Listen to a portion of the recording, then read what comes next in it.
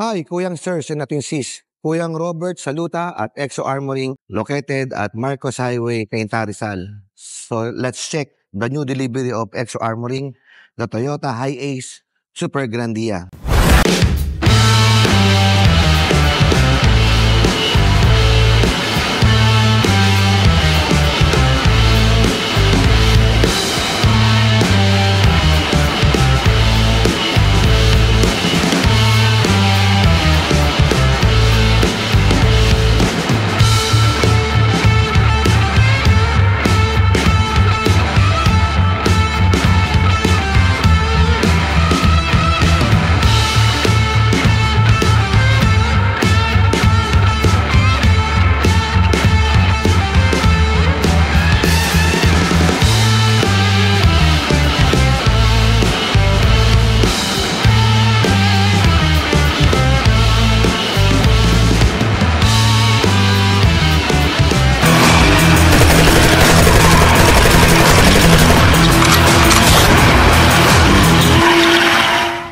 Ito po ay ginawa nila ng assault rifle protection. So silipin natin yung loob niya. Start natin yung auto para ma-explain natin, no?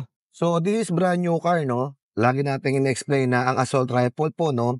We use 41mm na thickness po ng salamin natin. So lahat po ng salamin nito is 41mm.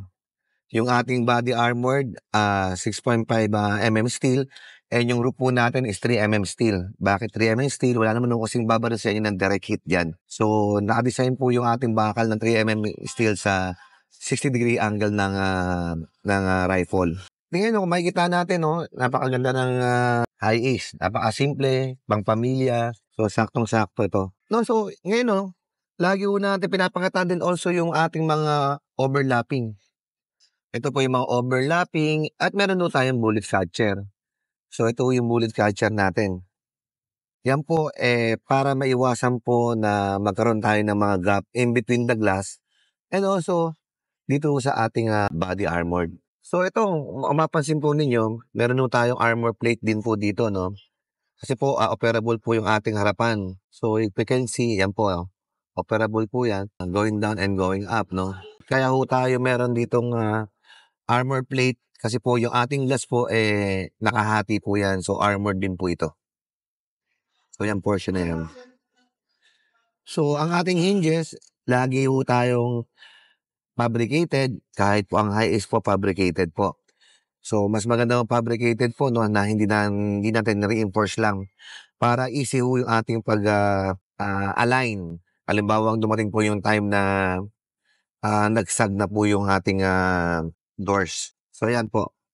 So meron tayong protection para hindi dire-diretso yung ating pintuan. So meron tayong we call it door strap. Operable to front natin ng left and right para pag may kakausapin tayo, no? Lagi nga natin sinasabi na bakit bumaba yung ating windows. If in case meron checkpoint, hindi mo kailangan buksan yung pintuan mo. You can roll down yung glass natin.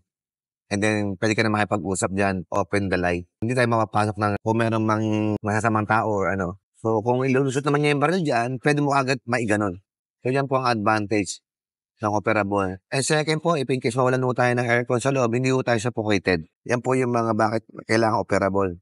Ngayon nating body naman sa armored, no? Dito. Ngayon po, lahat po ng ating mga doors and even itong mga side na yan, meron po yung combination ng steel and Kevlar.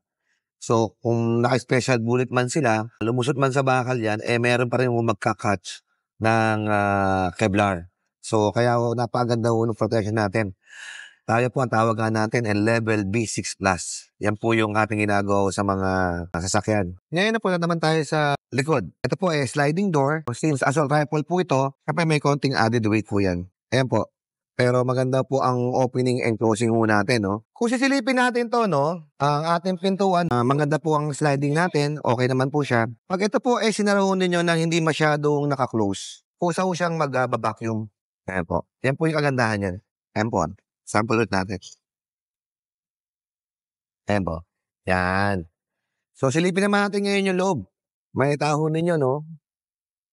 Kagandahan Super Grandia, captain seat. Ayan po. So, yan po yung finish ng ating windows, no? mas malaki po siya. Kumbaga kahit nakaupo ka dito sa side na 'to, kitang-kita mo yung outside natin. Halos ginaya din natin yung korte nung ating sliding door. Na hindi ho halata kahit tingnan ho ninyo. Since assault rifle po ito, meron ho itong mga floor armor din, no? We use Kevlar blanket sa floor armor. 200 raids put together, kaya-kaya tayong i-sustain sa loob nito. Yan po yung kagandahan ng Kevlar blanket natin, lesser the weight. Kahit malaki itong otong to, kayang-kaya niya. Kasi po, marami ho tayong adjustment na ginawa dun sa mga armored natin na mas lightweight po. Kaya mas magaang po yung auto, bitbitin. Itong mga sliding natin, no, lahat po yan, pinabricate natin, reinforce po natin, fabricated din po yung mga ibang ano yan. Kumbaga, bihirang-bira ito siguro masisira dahil parang solid na ho ito compare before na parang yero lang. Ayan po, pati ho yung mga nasa bearing type po natin, yung mga kinakapitan po ng bearing, fabricated din po. So, dito no, sa likod, no, kung mapapansin po ninyo, hindi kasi ito automatic tulad ng Elite, no? So, i-open po natin to. Ayan po. So, kung mapapansin po ninyo, no, yung pinto natin, para po itong 3 doors, no? Bali po itong salamin, iaangat po natin. Ang kagandahan nito, kahit maglagay tayo ng gamit, no, i-shoot lang natin dito. So, yun yung kagandahan yan. Shoot lang natin dito, meron tayong parang barn door na tinatawag. So, dito, no, may extra door. Yan ang mga kagandahan ng atin naman. Pwedeng isa lang buksan mo, pwedeng dalawa, at pangatlo yung taas. So, yan naman ang request niya na design. So, kung ating isasara tong ating mga pintuan, no, ating pinto sa likod, pati yung vacuum na still functioning po, no? Tingnan nyo. Ayan, o. Ninigop niya. So, yan po yung mga ating original na ginagawa ho natin. So, same siya, no? Super Grandia, left and right po yung sliding door. Yan po yung kagandahan yan. Ay ating pong operable po, no? Yan. Yan po. So, lahat po ng ina-armor natin, no, we always replace the suspension po. Yung upgraded po yung ating mga spring and shocks, front and rear. Tapos po yung ating pong brake pad po, pinalitan natin. So, yan po yung kagandahan nitong high ace na to. Na kahit tingnan nyo sa labas, hindi po siya mukhang armored. So, punta po tayo sa may hood area naman, no, sa engine bay area.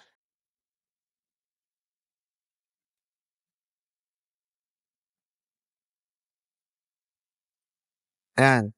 May firewall po ito na tinanggal natin yung dashboard. Ayan. Dito po, no, makikita mo nyo rito itong ating fuse box. Ayan po. So, naka-cover po ng armor dyan. Meron tayong nakatago dito na ram bumper. Yung mga nakatago yan. Ito po, ang battery nito, wala ho dito. Nasa ilalim po ng upuan po sa driver side. Which is kaya may armor naman po yon, kaya hindi na kailangan lagyan ng protection yung nasa battery area. So, ito po yung ating for delivery na High Ace Super Grandia. So, i-test drive natin para mapil naman natin yung ride. Tara, Ira. So, ito, tamo meron tayong camera ng reverse, maliwanag po yan. Ang ganda ng kulay. So, mag-test drive tayo naman ngayon ng assault rifle na for delivery, no? Yan, ganda ng ride. Ayan, tingnan natin sa U-turn, no? Ayan. Ayos naman. Hindi siya matagtag, maganda ang ride. Ganda na nung sasakyan na to. Kaya wala tayong mabili, mahaba pila. So, yung ride, yung comfort, ng handling ng sasakyan, okay siya. Maganda siya. Preno, ewan natin. Okay din ang preno. O, diba? Tumitigil din siya. Mabilis din siya mag-pick up. Kahit 2.8 liter lang siya na makina ng Fortuner, naka-assault rifle, okay pa rin siya.